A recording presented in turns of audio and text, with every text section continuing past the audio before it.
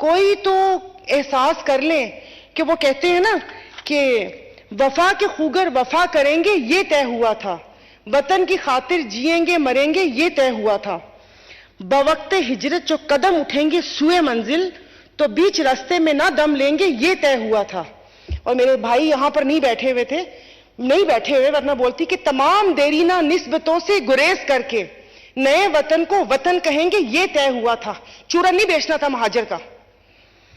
और किसी भी उलझनों में रहबरों की रजा से पहले, किसी भी उलझन में रहबरों की रजा से पहले अवाम से इज़्ने आम लेंगे ये तय हुआ था। जिस वक्त वहां से हिजरत की थी ना, अपना घर बार सब कुछ छोड़कर आए थे, हम लोग भी उसी में शामिल हैं। आपको, मुझे नहीं पता कि यहां पर कितने लोगों को उस दुख का एहसास है या नहीं है, जाहिर है जो है उनको वह एहसास होगा कि नानाबू ने दाल नहीं खाई थी क्योंकि उस घर में, उस आंगन में सौंधी सी दाल पक रही थी। और जिस वक्त वो अपना घर बार छोड़कर वहां से निकले थे कि चलो इस नए मुल्क में जाएंगे जहां पर हमें सब कुछ मिलेगा, लेकिन यहां आके पता चला कि ये तो मुल्क स्टार्ट ही नकली क्लेम और नकली जातों से शुरू हुआ था। कोई सिद्दीकी बन गया, कोई सैयद बन गया, कोई क्या बन गया। तो इस सही डायरेक्शन में इस मुल्क को ले जाएं। मुल्क हमारा है। और 12 वही बात है कि मुझे यहां पर बार बार कुछ तस्दीद मोहब्बत करने की जरूरत नहीं है कि मैं बार बार जिक्र करूं कि मैं अपनी मुल्क के इदारों से, अपने मुल्क के शहरी, अपनी अफवाज पाकिस्तान से, स्पीकर साहब अभी कोई खुदा न खास्ता कोई ऐसी बात हो ना, तो मेरे में इतने गट्स हैं कि मैं इनके ऊपर चलने वाली गोली मैं अपनी छाती पर खा सकती हूं। मैं अपनी किसी भी उसको वो नहीं वो कर सकती, लेकिन बार बार तजदीद वफा की उसकी जरूरत क्यों पड़ती है। मैं इस पाकिस्तान की शहरी हूं, मैं कहीं नहीं मैंने जाना, मैं यहां पर, लेकिन मुझे लोग डराते क्यों हैं। मैं बहुत मुश्किल से अपने आंसू रोक के मैं बैठी हुई हूं। पिछले 25 दिन से जिस बंदे को देखो वो डरा रहा है। मैं इस मुल्क में नहीं रहती, क्या मुझे अपने मुल्क से प्यार नहीं है? एक ट्वीट कर दूं उसके ऊपर कहते हैं कि ये क्या कर दिया तुमने, तुम्हें अपना ख्याल नहीं है। कौन करेगा मुझे कुछ? अगर मैं अपना हक मांगने के लिए यहां पर मैं बोलती हूं, मुझे कहते हैं तुम बोलती हो, ये लगता है कि तुम पीटीआई के लिए बोल रही हो। मैं भाई, मेरी अपनी पार्टी है। अगर मैं अपने कहे की जिम्मेदार हूं, जो तुम लोगों ने समझा है, मैं उसकी जिम्मेदार नहीं हूं। ये कोई बात है? यहां पर कोई भी वो कर दे, आप यकीन नहीं करें, मैं सच में आपको बता रही हूं कि मुझे नहीं पता कि अब क्या होगा। कि जिस वक्त ये हालात चल रहे थे और मैं अपनी एक दोस्त से मिलकर आ गई थी, क्योंकि ये सब चीजों से बालातर दोस्ती का रिश्ता होता है। जिस तरीके से मुझे डराया मेरे ही साथियों ने, पूरी रात में डरती रही कि खुदा जाने कौन लात मार के दरवाजा खोलकर अंदर आएगा। मैं घर में होती हूं, मैं वहां पर मैं परेशान हो रही होती हूं कि मेरे बच्चे मेरी आंखों के सामने रहे। ये कहां लेकर आ गए इस मुल्क को कि मैं यहां पर बैठकर हम लोग क्या करें। मैं अपनी क्या कलाई काटूं, क्या खून से लिख के दूं कि मैं मुहब्बे वतन हूं।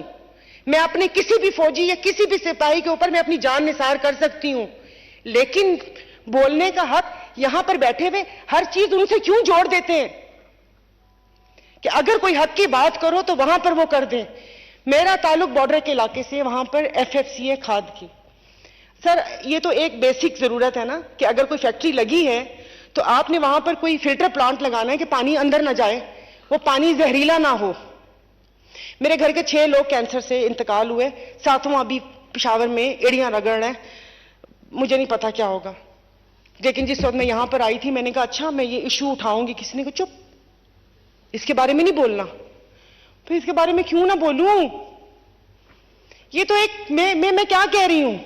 मैं तो ये कह रही हूं कि भाई वहां पर कोई अस्पताल होना चाहिए, वहां पर कोई फिल्टर प्लांट होना चाहिए था कि लोग मरे ना, कि 99.9% जिगर की बीमारियां, हेपेटाइटिस वहां पर ना हो जो कि बढ़ के आगे जिगर का कैंसर बनता है।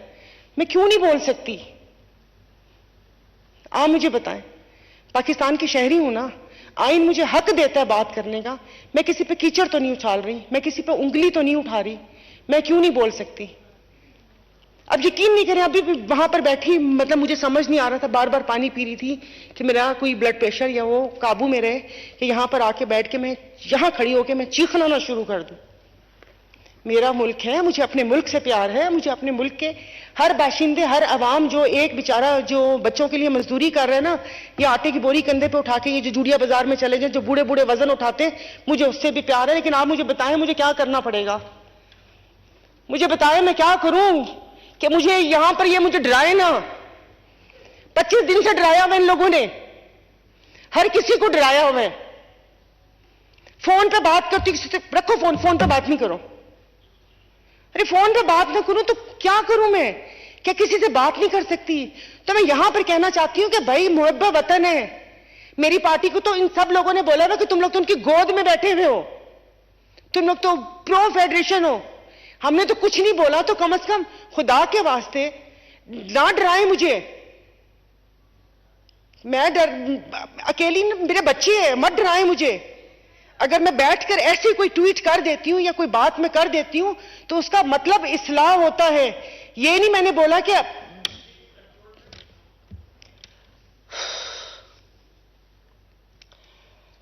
पता नहीं, अब तो बोलने को भी दिल नहीं करता इनको।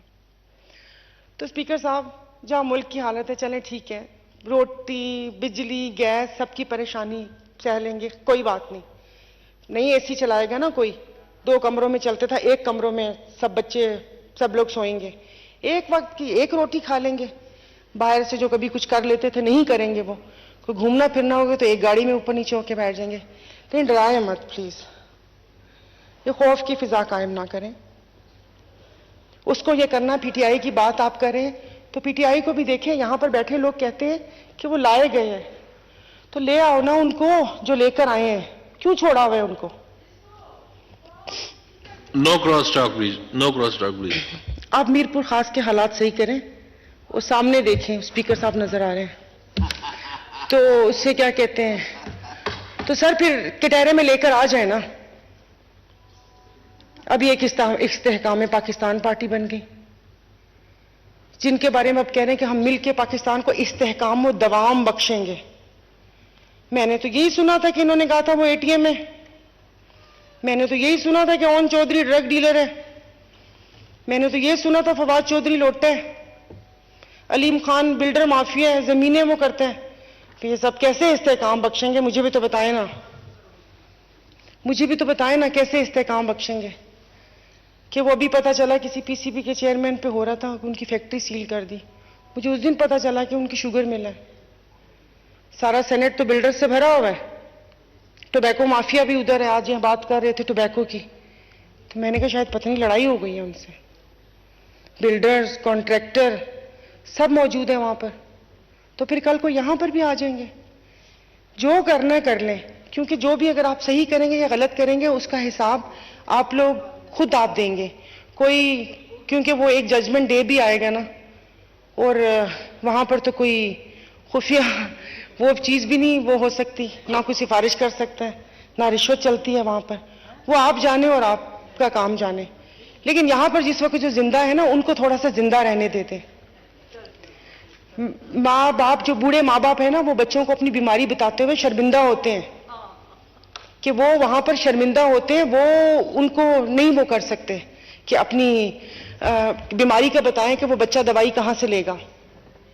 हम बच्चों से शर्मिंदा होते हैं क्योंकि जाहिर है जो माँ बाप है वो सोचता है अच्छा कि बच्चे को किसी अच्छे स्कूल में डाल दें, तो उस अच्छे स्कूल में जाहिर है बाकी लोगों के बच्चे भी पढ़ते हैं, फिर सवाल करते हैं, माँ बाप शर्मिंदा होते हैं।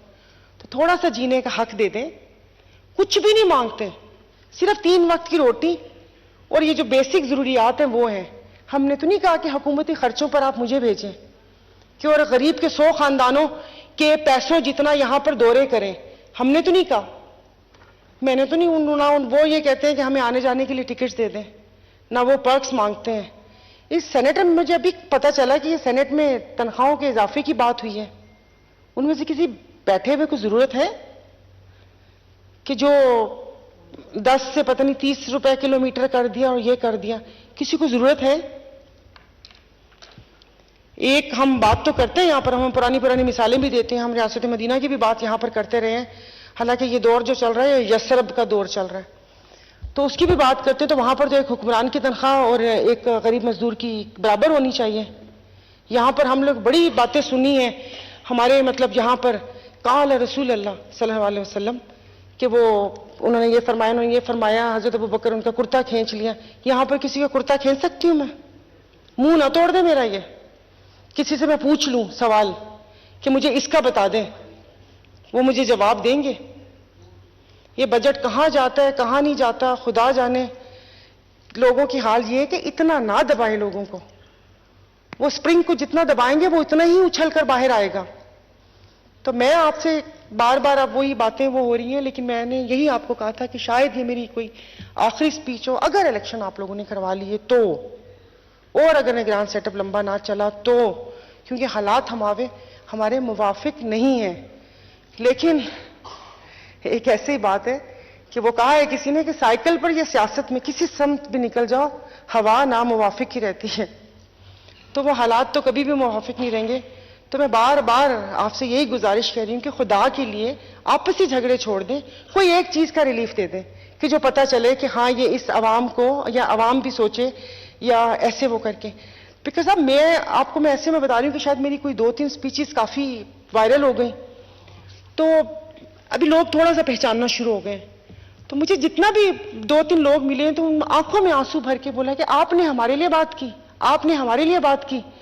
और मैं सोच रही थी कि अगर सिर्फ बात करने से ये लोग सर आंखों पे बिठा सकते हैं, तो अगर इनके लिए काम कर लिया जाए तो अपनी आवाम तो हमारे ऊपर जान कुर्बान कर दे। लेकिन हमने कभी सोचा नहीं। तो प्लीज मतलब कुछ कर लें। और मेरे जो साथी पीछे बैठे हैं, वही बात है कि लकीर के फकीर ना